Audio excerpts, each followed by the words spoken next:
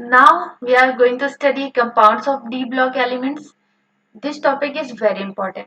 Very important इसलिए है क्योंकि इनके ये जो compounds आप पढ़ने जा रहे हैं यहाँ पे ये very good reagent हैं जो कि laboratory में use होते हैं. आप different chapters पढ़ेंगे तो भी इन elements को देखेंगे. Organic हो, inorganic पढ़ रहे हैं तो as well as physical के कुछ chapters में like redox में इन compounds का आप uses देखेंगे different reaction में. तो वो सारी रिएक्शंस को इन कंपाउंड्स के साथ यहाँ पे बताया गया है एक बेसिक रिएक्शन के फॉर्म में. तो स्टार्ट विद द पोटेशियम पर मैग्नेट दैट इज KMnO4. पहले तो याद रखिए KMnO4 को ही पोटेशियम पर मैग्नेट कहते हैं. अभी आप पोटेशियम मैग्नेट भी पढ़ेंगे बट वो पोटेशियम मैग्नेट को कहते हैं K2MnO4 कहते हैं. तो फॉर्मूले को थोड़ा सा डिस्टिंग यूज रखें दैट KMnO4 को कहते हैं पोटेशियम पर मैग्नेट बट K2MnO4 को कहते हैं KMnO4 को पोटेशियम पर मैग्नेट कहते हैं बट K2MnO4 को पोटेशियम मैग्नेट कहते हैं.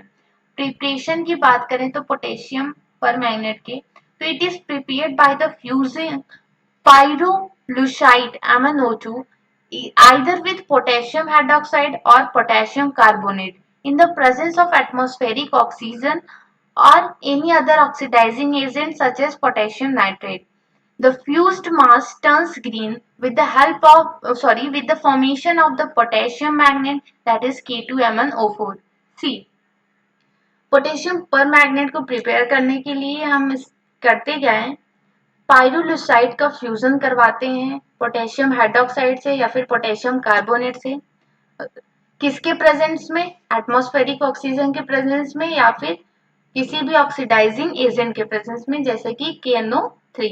यहाँ पे देखिए वही रिएक्शन है पायरोलुसाइड का हम पोटेशियम हाइड्रोक्साइड से फ्यूजन करा रहे हैं ऑक्सीजन के प्रेजेंस में जिससे फॉर्म हो रहा है ग्रीन कलर का सबस्टांस जिसका नाम है potassium manganate and water release हो रहा है. ये हमारा फाइनल प्रोडक्ट नहीं है हमें पोटेशियम मैग्नेट नहीं पोटेशियम पर मैग्नेट फॉर्म करना है.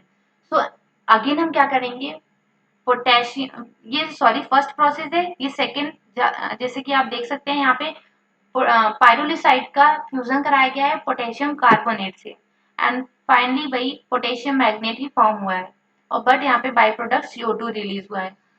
अब क्या करेंगे fused mass is extracted with water and the solution is now treated with the current chlorine और ओजोन और carbon dioxide to convert the manganate into permanganate.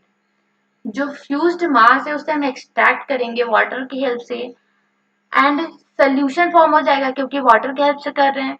तो सोल्यूशन को हम ट्रीट करेंगे करंट ऑफ क्लोरीन या फिर ओजोन से या फिर कार्बन डाइऑक्साइड से एंड उससे होगा क्या आपको पता है क्लोरीन की बात करें या फिर O3 ओजोन की बात करें तो ये लोग ऑक्सीडाइजिंग एजेंट है हद तक. तो जिससे क्या हो गया ये पर मैंगनेट को पर मैग्नेट में कन्वर्ट कर देते हैं. आप यहाँ पे देखिए K2MnO4 प्लस Cl2 का रिएक्शन कराया गया है जिससे फॉर्म हुआ है पर magnet and potassium chloride. Manganate में मैग्नीशियम के ऑक्सीडेशन स्टेट की बात करें तो +6 होता है बट पर मैग्नेट में बात करें तो +7 हो रहा है. दैट मीन्स Cl2 ने ऑक्सीडाइज कर दिया है पर मैग्नेट को मैंगनेट को पर मैग्नेट में एंड यही हमारा क्या है डिजायर्ड प्रोडक्ट है. यही आप O3 के साथ भी देखिए सेम रिएक्शन हो रहा है एंड CO2 के साथ सेम रिएक्शन हो रहा है. आपका जो फाइनल प्रोडक्ट आपको चाहिए वो तो सेम है बट बाई प्रोडक्ट चेंज होते जा रहे हैं क्योंकि आपने रिएक्टेंट डिफरेंट लिए हैं. लाइक Cl2 का यूज किया है तो KCl बना है ओजोन का यूज किया है तो पोटेशियम हाइड्रोक्साइड O2 बना है CO2 का यूज किया है तो MnO2 एंड K2CO3 फॉर्म हुआ है. ये क्या हुआ है डिस्प्रोपोर्शनेट इन एसिडिक मीडियम. ये वाले रिएक्शन में आप देखिए डिस्प्रोपोर्शनेशन हो रहा है. क्यों CO2 क्या है CO2 होता है एसिडिक नेचर का क्योंकि नॉन मेटल ऑक्साइड है और सोल्यूशन आपने लिया है पोटेशियम मैंगनेट का. पोटेशियम मैंगनेट आपका एसिडिक वाटर है वहां पे तो यहाँ पे CO2 जब वाटर से हाइड्रोलाइज होकर क्या फॉर्म कर लेगा कार्बोनिक एसिड. दैट मीन्स वो एसिडिक मीडियम हो गया. एसिडिक मीडियम में क्या करता है पोटेशियम मैंगनेट आपका पोटेशियम मैंगनेट आपका डिस्प्रोपोर्शनेट हो जाता है पोटेशियम पर मैग्नेट एंड MnO2 में. तो ये वाला रिएक्शन इसलिए दिया है that is disproportionation in acidic medium. तो ये मेथड हुआ पोटेशियम परमैंगनेट के प्रिपरेशन का। ये तो लैब मेथड हुआ, आप इसको कह सकते हैं, या फिर जनरल आप मेथड जो यूज करते हैं। बट कॉमर्शियल मेथड या फिर लार्ज अमाउंट में प्रोडक्शन की बात करें तो commercially it is prepared by the fusion of MnO2 with potassium hydroxide followed by the electrolytic oxidation of the manganate. अभी क्या करते हैं, MnO2 का फ्यूजन कराते हैं पोटेशियम हाइड्रोक्साइड से और उसके बाद फॉलो करते हैं उसका इलेक्ट्रोलाइटिक ऑक्सीडेशन करवाते हैं किसका, मैंगनेट का। फ्यूज्ड मास से क्या बना आपका, मैंगनेट आयन। मैंगनेट का इलेक्ट्रोलिसिस कराया गया, देन आपका फॉर्म हो गया purple colour compound that is permanganate ion. वैसे तो रिएक्शन तो सेम ही है पिछली वाले की तरह, पहले हम फ्यूजन करवाया गया पोटेशियम हाइड्रोक्साइड से एंड देन ऑक्सीडेशन कराया गया, बट यहाँ पे इलेक्ट्रोलाइटिक ऑक्सीडेशन कराया ना कि Cl2O3 एंड CO2 का यूज करके। That's why it is slightly different. But in the laboratory बात करें तो a magnesium 2 plus ion salt is oxidized by the peroxide disulfide to form permanganate. Laboratory में क्या होता है, इसी permanganate ion sorry manganese 2 plus ion को peroxo disulphate के साथ क्या किया जाता है, ऑक्सीडाइज कराया जाता है। पेरोक्सो डाइसल्फेट क्या है, गुड ऑक्सीडाइजिंग एजेंट है। मैंगानीज 2 प्लस आयन को ऑक्सीडाइज कर देता है पर मैग्नेट आयन में। ये देखिए लैबोरेटरी मेथड में आपको ये वाला मेथड फॉलो करना है, कमर्शियल मेथड में ये मेथड फॉलो करना है। कमर्शियल मेथड में पाइरोलुसाइड का यूज किया गया है, लैबोरेटरी मेथड में Mn2 प्लस आयन का यूज किया गया है। So these are the method for the preparation of the permanganate ion और पोटेशियम परमैंगनेट। फिजिकल प्रॉपर्टीज की बात करें तो it is purple colour crystalline compound, it is moderately soluble in water at room temperature. Purple colour crystalline colour का compound होता है आपका permanganate and ये मॉडरेटली सॉल्युबल होता है वाटर में रूम टेम्परेचर पे। अभी क्या है, आपने जो रिएक्शन पढ़ा ये पीछे, इन रिएक्शंस में क्या होता है, एक्स वाई के फॉर्म में भी पूछा जाता है। लाइक ये एक्स था, पोटेशियम हाइड्रोक्साइड से फ्यूज कराया गया ऑक्सीजन के प्रेजेंस में, देन वाई फॉर्म हुआ। वाई का फिर क्या किया गया, वाई का आपका ऑक्सीडेशन कराया गया, देन क्या हुआ, जेड फॉर्म हुआ। तो एक्स वाई जेड है क्या, तो इसके और हिंट में ये दे देगा कि जो आपका जेड फॉर्म हुआ वो पर्पल कलर कंपाउंड था एंड यहाँ पे जो वाई फॉर्म हुआ ये ग्रीन कलर कंपाउंड था। सो प्रॉपर्टीज जैसे आप यहाँ पे देख रहे थे, ग्रीन कौन फॉर्म हुआ, that is the manganate ion, but पर मैग्नेट आपका पर्पल कलर फॉर्म हुआ। तो ये भी चीज है जो आपको केयर करने की नीड है। यहाँ पर केमिकल प्रॉपर्टीज की बात करें तो effect of heating permanganate potassium permanganate on heating form potassium manganate MnO2 and O2। अगर आप परमैंगनेट को हीट कर रहे हैं तो यहाँ पे मैंगानेट बन जा रहा है और MnO2। परमैंगनेट किस में कन्वर्ट हो रहा है, मैंगानेट और MnO2 में। अभी यहाँ पे एक चीज और को रिलेट कर सकते हैं आप, ये जानिए पहले, अभी तो आप जानते ही होंगे या फिर आप पढ़ेंगे दैट परमैंगनेट जो होता है ये डायमैग्नेटिक होता है और जो आपका मैंगानेट होता है ये पैरामैग्नेटिक होता है। तो कुछ ऐसा एक एनसीईआरटी में लाइन है that it has two physical properties considerable interest. एक तो पहला है इंटेंस कलर, आपको पता है ये जो पर मैग्नेट है वो पर्पल कलर का होता है। दूसरा ये कि it's diamagnetism along with the temperature dependent weak paramagnetism। ये लाइन इसलिए क्योंकि जैसे ही आप टेम्परेचर डिपेंडेंट, ये तो डायमैग्नेटिक है बट जैसे ही टेम्परेचर को इंक्रीज करते हैं वो पैरामैग्नेटिक में चेंज हो जाता है। I am not talking about compound को पैरामैग्नेटिक या डायमैग्नेटिक मैंगानेट कह रहे हैं। यहाँ पे ये डायमैग्नेटिक नेचर, मैग्नेटिक मूवमेंट वाला नेचर, मैग्नेटिक प्रॉपर्टी से रिलेटेड है कि अगर पर मैग्नेट को हीट करेंगे तो उसका जो डायमैग्नेटिक प्रॉपर्टी है वो पैरामैग्नेटिक प्रॉपर्टी में चेंज हो जाती है। एनसीईआरटी पढ़िएगा, सेम लाइन लिखी हुई है। On treatment with the concentrated H2SO4, KMnO4 is taken in excess, it forms the manganese heptoxide which decomposes explosively on heating।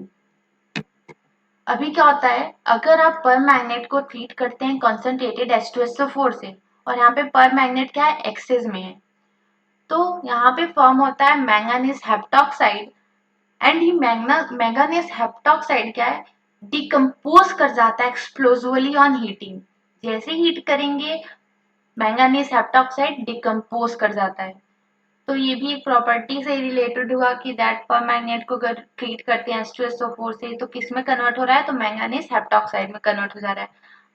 Now potassium permanganate act as oxidizing agent in weak alkaline, neutral और acidic solution. Potassium permanganate जो होता है act करता है oxidising agent की तरह। अभी ये कैसे एक्ट करता है, एसिडिक मीडियम में, न्यूट्रल मीडियम में या फिर अल्कलाइन मीडियम में, सबके साथ तो ऑक्सीडाइजिंग एजेंट की तरह एक्ट करेगा, बट जो ऑक्सीडाइजिंग स्ट्रेंथ होता है वो डिफर कर जाता है मीडियम वाइज। वीक में वीक अल्कलाइन है न्यूट्रल मीडियम में अलग बिहेव करता है, एसिडिक में अलग बिहेव करता है। ऑक्सीडाइजिंग एजेंट की तरह बिहेव करेगा, बट जो स्ट्रेंथ है ऑक्सीडाइजिंग एजेंट की तरह वो इंक्रीज या डिक्रीज होता है डिफरेंट मीडियम में। Acidic KMnO4 that is potassium permanganate को अगर हम एसिडिक मीडियम में लें, परमैंगनेट तो पर्पल ही होता है, तो क्या करता क्या है, H2S को सल्फर में कन्वर्ट करता है। यहाँ पे ऑक्सीडेशन हुआ है, SO2 को ऑक्सीडाइज करता है SO4 माइनस में, SO4 2 माइनस में, NO2 माइनस को कन्वर्ट करता है NO3 minus that is nitrite को नाइट्रेट आयन में, Fe+2 को Fe+3 में, क्लोराइड आयन को Cl2 में, ब्रोमाइड आयन को Br2 में, आयोडाइड आयन को I2 में। H2C2O4 that is carbonic acid को CO2 और H2O में ऑक्सीडाइज कर देता है। H2O3 2 माइनस को H4O6 2 माइनस में, और मैंगनीज आयन फॉर्म होता है that is Mn+2 colourless in लोग के साथ में। खुद तो रेड्यूस हो गया बट और सबको ऑक्सीडाइज कर दिया। बट न्यूट्रल या फिर वीक एल्कलाइन KMnO4 की बात करें तो अगर उसमें उसको ब्रोमाइड आयन को ट्रीट करेंगे उससे, तो वहां पे BrO3 माइनस फॉर्म हुआ है। इस केस में देखिए BrO2 फॉर्म हुआ था, बट यहाँ पर BrO3 फॉर्म हुआ है। नाउ अभी वही देखिए आयोडीन के साथ आयोडाइड आयन के आयोडाइड आयन को ट्रीट करेंगे तो यहाँ पे IO3 माइनस फॉर्म हुआ है, यहाँ पे I2 फॉर्म हुआ था। ये तो बार बार क्वेश्चन आया है PYQ में, प्रीवियस ईयर्स में ये क्वेश्चन आए हैं कि एसिडिक मीडियम में अगर एसिडिक KMnO4 से आयोडाइड आयन को ट्रीट करें तो क्या फॉर्म होगा, न्यूट्रल और वीक अल्कलाइन KMnO4 को ट्रीट करेंगे आयोडाइड से तो क्या फॉर्म होगा। H2O3 2 माइनस को ट्रीट किया गया तो सल्फेट 2 माइनस फॉर्म हुआ है, यहाँ पे H4O6 2 माइनस फॉर्म हुआ था।